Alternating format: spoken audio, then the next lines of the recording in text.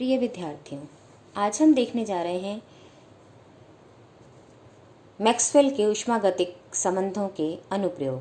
पिछले लेक्चर में हमने देखा था हम किस प्रकार से मैक्सवेल के ऊष्मागतिक संबंध निकालते हैं, जिसमें हम चारों थर्मोडायनामिक पोटेंशियल को यूज़ करते हैं, जिसमें मेरे पास है internal energy, Helmholtz free energy, enthalpy और गिब्स फ्री एनर्जी। इन सबको यूज़ करते हुए हम संबंध निकालते हैं प्रेशर, टेम्परेचर, एंट्रोपी और वॉल्यूम के बीच।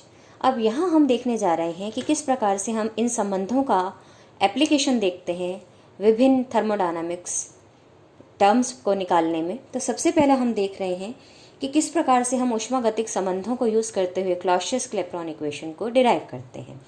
अब हमने लिया इसमें मैक्सवेल का द्वितीय संबंध, और द्वितीय संबंध मुझे बताता है कि एंट्रोपी का आयतन के साथ परिवर्तन एट कांस्टेंट टेम्परेचर बराबर होता है प्रेशर के टेम्परेचर के साथ परिवर्तन के एट कांस्टेंट वॉल्यूम। अब मैंने इस इक्वेशन को क्या किया है, दोनों तरफ टेम्परेचर से गुणा कर दिया। तो यहाँ मैं ये देखती हूँ कि ये जो TdS है ये आपके पास निकाय द्वारा ग्रहण की गई ऊष्मा है, क्योंकि ऊष्मागतिकी के द्वितीय नियम से मैं जानती हूँ कि जो चेंज इन एंट्रोपी है वो डेल्टा Q अपॉन T के बराबर होता है। तो यहाँ से dQ TdS हो जाता है। तो ये TdS का मान मैंने यहाँ डेल्टा Q रख दिया है।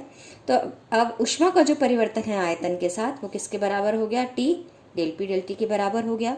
और ये मैं अच्छे से जानती हूँ, जब प्रावस्था में परिवर्तन होता है, निकाय एक प्रावस्था से दूसरी प्रावस्था में जाता है, तो ये जो प्रावस्था का परिवर्तन है एक नियत ताप पर होता है, और इस समय जो ऊष्मा ग्रहण करता है निकाय वो उसकी गुप्त ऊष्मा कहलाती है, और इस गुप्त ऊष्मा से उसके आयतन में वृद्धि होती है। चाहे वो आपके पास निकाय आपके पास ठोस से लिक्विड में जा रहा हो तो यह ऊष्मा हो जाती है गलन गुप्त ऊष्मा, और अगर आपके पास निकाय जा रहा है लिक्विड से वेपर की ओर तो ये ऊष्मा हो जाती है वेपराइजेशन की गुप्त ऊष्मा। तो यहाँ पर आपके पास अगर हम देखें तो इसका मतलब फेज़ 1 से फेज़ 2 जाने के लिए जो ऊष्मा है एट कांस्टेंट टेम्परेचर जो ली जाती है आयतन परिवर्तन के लिए वो गुप्त ऊष्मा होती है। तो इसलिए यहाँ पर ये डेल्टा Q L12 है, जिसको L12 हम लेटेंट हीट से दिखा रहे हैं, और डेल्टा V है फेज़ 1 से फेज़ 2 में जाते समय आयतन में परिवर्तन, जिसको मैं लिख सकती हूँ V2 माइनस V1 से। इसलिए जो मेरे पास समीकरण बन जाएगा वो बन जाएगा L12 upon V2 minus V1 is equal to 2 del del T of P। तो यानी यहाँ से मुझे प्रावस्था वक्र का ढाल मिल जाता है, जिसे मैं dP/dt कहती हूँ। प्रावस्था वक्र मतलब जब प्रावस्था में परिवर्तन हो रहा है तो एक से दूसरे वक्र के बीच जो संतुलन साम्यावस्था का वक्र है उसका ढाल मुझे मिल जाता है डेल P डेल T बराबर L12 upon T V2 minus V1, L12 divided by T V2 minus V1। और यही जो समीकरण है मेरे पास वो है क्लॉसियस-क्लैपेरॉन समीकरण, जो कि हम पहले भी निकाल चुके हैं। अब हम जाते हैं दूसरी एप्लीकेशन पर, और मेरे पास दूसरी एप्लीकेशन है वो देखते हैं हम उसमें कि निकाय पर दाब का क्या प्रभाव होता है। अब निकाय पर दाब का प्रभाव देखने के लिए हम ऊष्मागतिकी का मैक्सवेल का चौथा समीकरण ले रहे हैं, और चौथे समीकरण से मैं जानती हूँ कि एंट्रोपी का जो प्रेशर के साथ परिवर्तन है कांस्टेंट टेम्परेचर वो ऋणात्मक साइन के बराबर है किसके, वॉल्यूम का टेम्परेचर के साथ परिवर्तन एट कांस्टेंट प्रेशर के। तो यहाँ से यहाँ पुनः मैंने दोनों तरफ टेम्परेचर से गुणा कर दिया है। तो यहाँ पर पुनः TdS ऊष्मागतिकी के द्वितीय नियम से निकाय द्वारा ग्रहण की गई ऊष्मा हो जाएगी। अब चूंकि मैं ये जानती हूँ कि गैस का जो आयतन प्रसार गुणांक है वो ताप में वृद्धि के साथ आयतन में कितनी वृद्धि हुई वो और आयतन के अनुपात के बराबर होता है, यानी कि 1/v डेल T के बराबर होता है। तो यहाँ पर जो मेरे पास डेल V डेल T है उसका मान अगर मैं देखूँ तो ये अल्फा इंटू V हो जाएगा। तो यहाँ पर डेल Q डेल P का मान मेरे पास आ जाता है माइनस GV अल्फा के बराबर। अब इसके आधार पर हम व्याख्या करते हैं कि निकाय पर दाब का क्या प्रभाव है। तो अल्फा अगर मान लो मेरे लिए धनात्मक है, जब अल्फा धनात्मक है तो इसका मतलब ये पूरी टर्म ऋणात्मक आएगी। अब ये राइट हैंड साइड वाली टर्म जब मेरे पास ऋणात्मक है तो ये dQ dP जो है, यानी कि ऊष्मा का जो प्रेशर के साथ परिवर्तन है नियत ताप पर, वो ऋणात्मक हो गया। अगर ये ऋणात्मक है तो इसका मतलब क्या है कि अगर मैं दाब बढ़ा रही हूँ तो मुझे ताप अगर मुझे नियत रखना है तो निकाय क्या करेगा, ऊष्मा का उत्सर्जन करेगा। क्यों? क्योंकि यहाँ पर साइन कौन सा है, ऋणात्मक, और ऋणात्मक साइन क्या बताएगा कि जो निकाय है वो ऊष्मा का उत्सर्जन करेगा। अब यहाँ पर दूसरी चीज, अगर मान लो अल्फा धनात्मक हो, अगर अल्फा धनात्मक है तो इसका मतलब ये राइट हैंड साइड वाली जो पूरी टर्म है मेरे पास आपके पास ऋणात्मक आएगी। अगर ये अल्फा ऋणात्मक हो गया तो ये ऋणात्मक ऋणात्मक मिलके दोनों मिलके मेरे पास ये राइट हैंड साइड वाली टर्म हो जाएगी धनात्मक। और अगर ये धनात्मक हो जाती है, अल्फा ऋणात्मक होने पर ये राइट हैंड साइड वाली मेरे पास टर्म धनात्मक हो जाती है, तो इसका मतलब del del P of Q हो जाएगा धनात्मक। इसका मतलब क्या हुआ कि अगर मैं दाब बढ़ा रही हूँ तो मुझे ताप नियत रखना मेरा उद्देश्य है। तो ताप नियत रखने के लिए जो निकाय है वो ऊष्मा को ग्रहण करेगा, यानी ऊष्मा मुझे उसे ताप नियत रखने के लिए देनी पड़ेगी, तो ही ये मान क्या आएगा, पॉजिटिव आएगा। क्योंकि जब निकाय ऊष्मा उत्सर्जित करता है तो हम उसे ऋणात्मक साइन से दिखाते हैं, और जब निकाय ऊष्मा का अवशोषण करता है तो उसे हम धनात्मक साइन से दिखाते हैं। तो जब अल्फा ऋणात्मक है तो ये धनात्मक हो जाता है डेल क्यू डेल पी। तो इसका निकाय का दाब जब मैं बढ़ा रही हूँ तो ताप को नियत रखने के लिए निकाय को मुझे ऊष्मा देनी पड़ेगी। तो ये था आपके पास दाब का प्रभाव क्या पड़ता है जब ताप मैं नियत रखना चाह रही हूँ।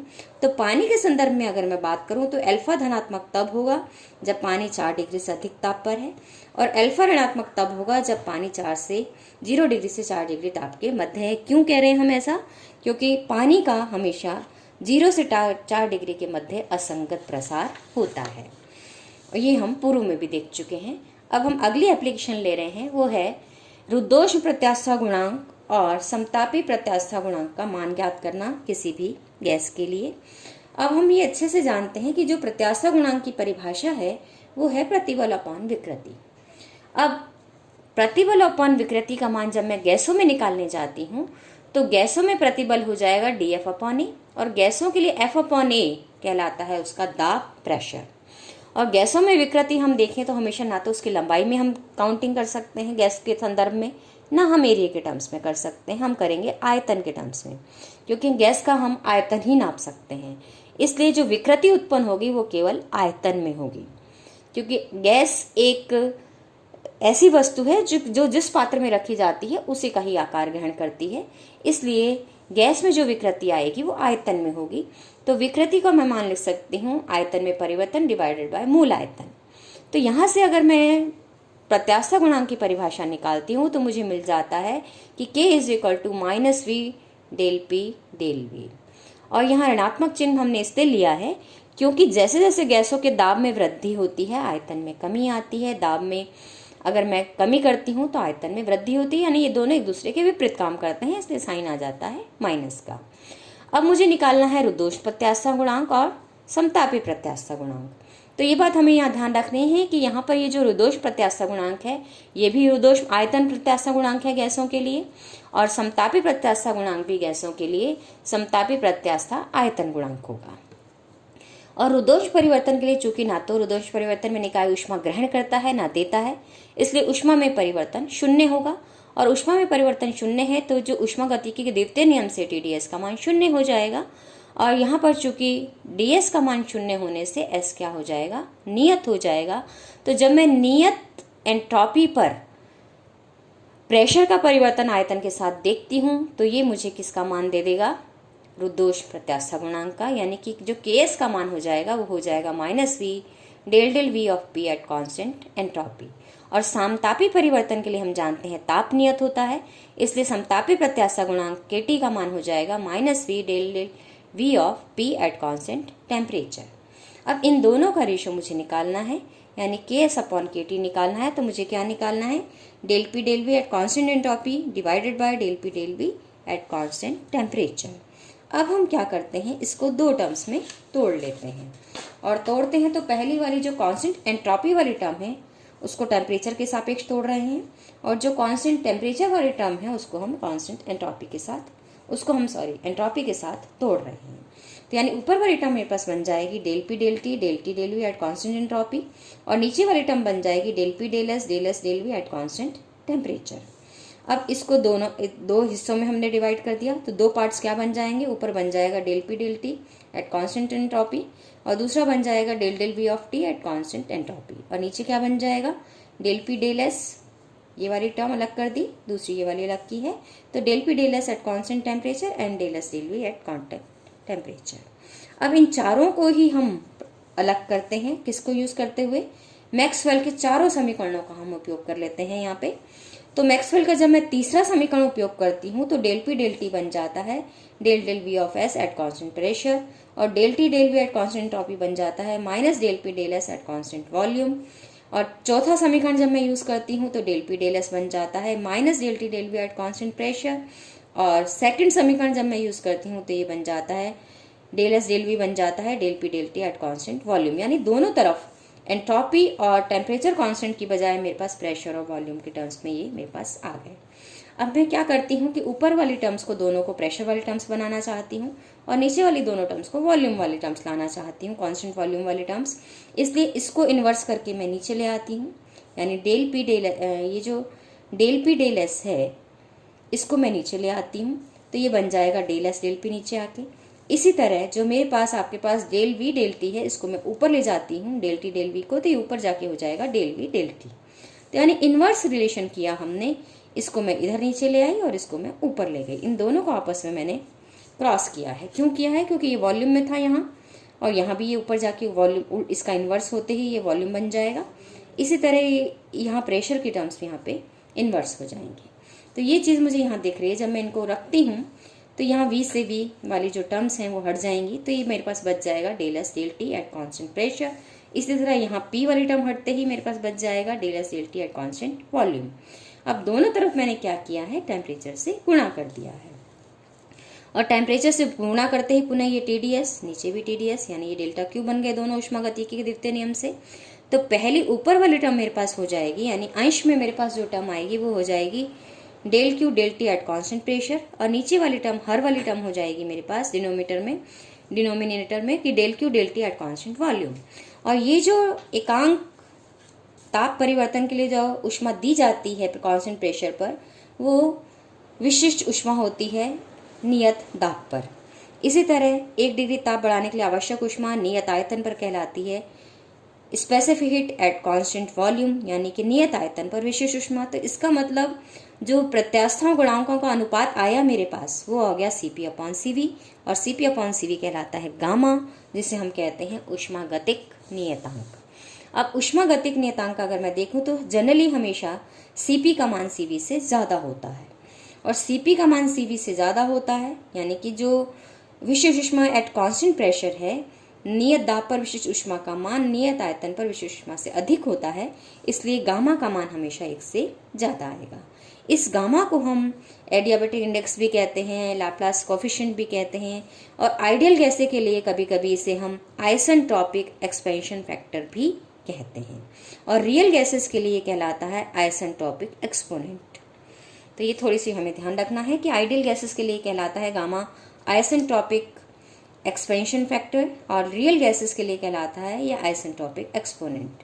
और एक परमाणु का अगर मेरे पास गैस है तो उसके लिए गामा का मान हो जाता है 1.66, द्विपरमाणु गैस के लिए 1.41, और त्रिपरमाणु गैस के लिए इसका मान हो जाता है 1.31 के बराबर। तो ये था किस तरह से हम निकालते हैं प्रत्यास्था गुणांकों का अनुपात। अब हम अगली इसकी एप्लीकेशन देख रहे हैं, वो है जूल थॉम्सन गुणांक का मान ज्ञात करना। अब जूल थॉम्सन प्रसार एक्चुअली क्या होता है, इसमें हम गैस का किसी पोरस प्लग में से होके प्रसार करने देते हैं, जिसके एक तरफ तो ताप उच्च है, दूसरी तरफ दाब निम्न है, यानी गैस का पोरस स्पॉट में से होकर उच्च दाब से निम्न दाब की ओर रुद्धोष्म प्रसार किया जाता है। इसे हम कहते हैं जूल थॉम्सन प्रसार। इसके बारे में हम अगले चैप्टर में जब हम निम्न तापों का अध्ययन करेंगे कि निम्न तापों के उत्पादन का अध्ययन करेंगे, तो निम्न तापों के उत्पादन में हम इसका विस्तार से अध्ययन करेंगे। यहाँ हम संक्षेप में एक एप्लीकेशन के रूप में मैक्सवेल संबंधों के रूप में यहाँ हम देख रहे हैं उसे। और इस प्रसार में एंथैल्पी क्या रहती है, नियत रहती है। और एंथैल्पी हम कहते हैं कि ये आंतरिक ऊर्जा निकाय की और निकाय के प्रेशर और आयतन के गुणनफल के योगफल के बराबर है, यानी कि H = E बार प्लस PV, जहाँ E बार क्या है, निकाय की आंतरिक ऊर्जा है, P प्रेशर है और V आयतन है। यहाँ हम चूंकि गैस के संदर्भ में बात कर रहे हैं तो E बार गैस की आंतरिक ऊर्जा हो जाएगी, P गैस का प्रेशर है और V गैस का आयतन है। और इस प्रसार में ये E बार प्लस PV यानी एंथैल्पी रहती है नियत। तो जब मैं इसका DH का मान निकालूंगी तो वो हो जाएगा DE बार, यानी एंथैल्पी में परिवर्तन की बात करूंगी तो वो हो जाएगी DE बार प्लस BdV प्लस VdP का मान, चूंकि ये नियत है इसलिए ये 0 होगा। और E बार प्लस BdV ऊष्मागतिकी के प्रथम नियम से डेल्टा Q है, और द्वितीय नियम से डेल्टा क्यू TdS के बराबर है, इसलिए ई बार डी बार प्लस PdV को मैं TdS से रिप्लेस कर सकती हूँ। तो ये TdS plus VdP is equal to 0 हो गया। और चूंकि मैं ये जानती हूँ कि एंट्रोपी प्रेशर और टेम्परेचर का फलन होती है, तो आंशिक अवकलन के रूप में मैं एंट्रोपी परिवर्तन को किस रूप में लिख सकती हूँ कि एंट्रोपी का परिवर्तन प्रेशर के साथ इंटू DP प्लस एंट्रोपी का परिवर्तन टेम्परेचर के साथ इंटू DT। जब प्रेशर के साथ परिवर्तन निकाल रही हूँ तो टेम्परेचर कांस्टेंट है, जब टेम्परेचर के साथ परिवर्तन निकाल रही हूँ तो प्रेशर कांस्टेंट है। तो अब ये जो DS का मान है वो मैं यहाँ इक्वेशन 1 में रख देती हूँ। तो जब इक्वेशन 1 में रख दूंगी तो ये समीकरण बन जाएगा T del S del P at constant temperature DP plus del S del T at constant pressure DT plus VdP is equal to 0। अब इसको मैंने यहाँ टर्म्स को अलग अलग कर लिया है। टेम्परेचर को DSGP से भी गुणा वाली टर्म से भी गुणा कर दिया और DSDT वाली टर्म से भी गुणा कर दिया, तो ये 3 टर्म्स मेरे पास आ गई। अब इसमें मैंने DP वाली टर्म्स को एक साथ ले लिया, तो आपके पास ये जो DP वाली टर्म है यहाँ पर ये कॉमन आ गई। तो DSDP एट कॉन्स्टेंट टेम्परेचर, यहाँ से बच जाएगा सिर्फ वॉल्यूम, तो प्लस V। और यहाँ TDS को जब मैंने गुणा किया तो ये डेल Q डेल T बन जाएगा एट कॉन्स्टेंट प्रेशर। तो ये कुल समीकरण मेरे पास इस रूप में बन जाएगी। और यहाँ पर मैं ये अच्छे से जानती हूँ कि del Q del T at constant जो प्रेशर है ये कहलाएगी CP। तो इसको मैंने यहाँ रिप्लेस कर दिया है, डेल Q डेल T को यहाँ से रिप्लेस कर दिया है मैंने CP से। अब ये वाली जो समीकरण है डेल S डेल P, इसके लिए मैं यूज़ करती हूँ मैक्सवेल का चौथा समीकरण। और मैक्सवेल के चौथी समीकरण से एंट्रोपी का परिवर्तन प्रेशर के साथ एस कांस्टेंट टेम्परेचर बराबर होता है वॉल्यूम के टेम्परेचर के साथ परिवर्तन के, जब कांस्टेंट प्रेशर है, ये ऋणात्मक साइन के है साथ में। तो यहाँ पर आपके पास इसको रिप्लेस करते ही मेरे पास समीकरण क्या बन जाएगी, -T del V del T at constant pressure plus V DP common है plus CP DT is equal to 0। या फिर अब यहाँ से मैं देख सकती हूँ कि DT DP का मान जो कि आपके पास जूल थॉम्सन गुणांक होता है, जिसको मैं म्यूजिटी से लिखती हूँ, तो उसका मान मुझे क्या मिल जाएगा 1/CP T del V del T at constant pressure minus V के बराबर। तो ये है आपका जूल थॉम्सन गुणांक। और इसका हम विस्तार से अध्ययन करेंगे कि जब ये नेगेटिव होता है तब क्या इफेक्ट होता है, जब पॉजिटिव होता है तब क्या इफेक्ट होता है। ये सब हम अध्ययन करेंगे जब हम निम्न तापों के उत्पादन का अध्ययन करेंगे। धन्यवाद।